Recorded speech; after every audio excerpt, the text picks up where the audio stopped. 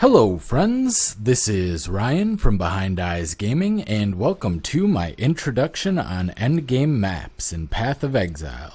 In this video, I'll be talking about how to progress your atlas and encounter the endgame bosses associated with it, as well as some details on how to customize your atlas of worlds to suit your endgame playstyle.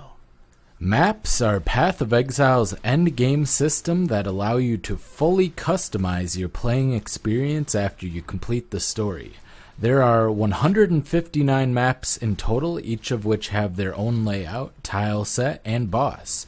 You can further customize each map by rolling modifiers using currency items that can increase the difficulty, but will also increase the rewards by adding more quantity of items dropped as well as more monsters to slay. There are also additional currency items specifically used for maps, as well as modifiers that can be added in the map device that are unlocked as you progress your atlas. To begin mapping, you'll speak to Zana, Master Cartographer, in Oriath in the epilogue of the game once you've killed Kitava in Act 10. She will ask you to meet her in the Templar Laboratory, which is located northeast of the waypoint in Oriath. Upon meeting her, she will gift you a map. You can put it in a nearby map device and you'll begin your journey. Once completing this first map, Zana will be available to enter your hideout and will give you your very own map device so that you may run your maps from the comfort of your own home. Some of the currency items specific to mapping include chisels, sextants, and scarabs. Chisels are quality currency items that will increase the quantity of items dropped in the map per percentage of quality. Sextants can provide extra modifiers to a map and can be stacked as you complete more of the map tiers, which are white, yellow, and red. And scarabs can be put in the map device to provide specific extra rewards or master encounters in the map. There are also sacrifice fragments, which are used to fight a special boss at Ziri, and they can also be used in the map device to gain quantity. You will start your journey with Tier 1 maps. There are 15 tiers and a bonus 16th tier known as Guardian maps in total. Tier 1 maps are located in the outer corners, and your goal is to make your way to the center of the map where the Shaper awaits you. You'll see on your atlas various symbols, some of which are associated with masters that you have helped earlier, and will contain a mission from the master, allowing you to engage with their content at will, provided you have the associated map. You'll also see a starry cloud on the map. This contains your first encounter with the Shaper. As you complete maps with the Shaper, you'll be gifted maps of each tier that'll help you progress from Zana. I'd recommend taking one that you don't already have completed as to further your progress. In addition, there will sometimes be a Shaper map that's surrounded by a glowing circle. This is a Shaper's stronghold, the boss of which will drop additional loot such as mapping currency and a unique.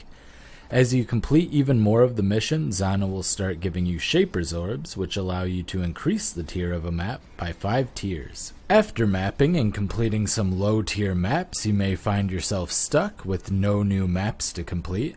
In order to get new maps, you can simply run new maps that are connected via the little lines on your atlas to maps you wish to get.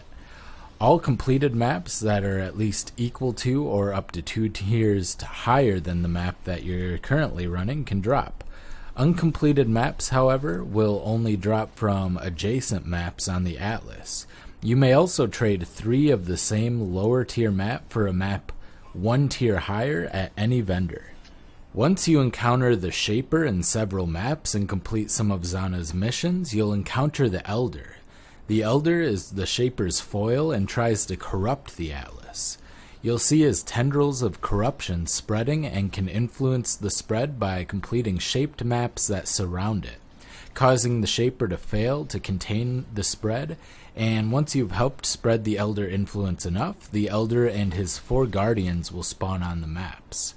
The Guardians have special unique items that can drop associated with them, as does the Elder. The Elder's drops are further modified by whether you spawn him on white, yellow, or red tier maps with better potential rewards as you move up in the Elder rank. Eventually, you'll reach the center of the atlas and will start getting guardian maps. Each guardian drops a fragment of a map that's needed to challenge the Shaper. Once you've defeated the Minotaur, Phoenix, Chimera, and Hydra, you'll have all the pieces needed to face the Shaper himself. Once defeating the Shaper will drop the Elder Orb, which allows you to turn any map into a Tier 16 map, increasing the potential powerful item level drops in it. Make sure you use it on a map that suits your character, maps with corridors and walls for melee and small AoE builds, and big open maps for projectile and large AoE builds are a good rule of thumb. Toxic Sewers is a popular one for the former, and Glacier or City Square are popular for the latter. Now that you've defeated the Shaper, you can spawn the Uber Elder, one of the hardest fights in the game, in which you'll face the Shaper and the Elder at the same time. In order to do this, you must spread the Elder influence onto all 4 of the Shaper Guardian maps. You can ensure that the Elder will spawn near the center of the map by defeating Elder, and then running high-tier maps until he spawns again.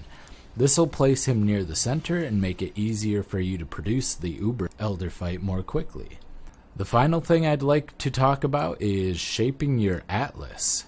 This is the process of removing completion from every map of a tier except the one that you want to run, as well as all of those in the tier above it using the Cartographer's Seal. You'll also need to shape the adjacent maps, the tier above the one that you want to run using the Shaper's Orb, that is the ones that are connected and 1 tier higher. In order to obtain Cartographer's Seals, you'll need to trade to a vendor 3 sextants matching the map's tier, which is white, yellow, or red, as well as an orb of scouring for each map that you'll need to uncomplete. Once this process is completed, you can easily sustain the chosen map and run it as often as you'd like, while also building up more of the map to sell if you wish. While you're here, check out one of my other videos. I'd also like to give a shout out to my patron Ty for his support, as well as my channel members listed here. This has been Ryan from Behind Eyes Gaming, and I will see you next time.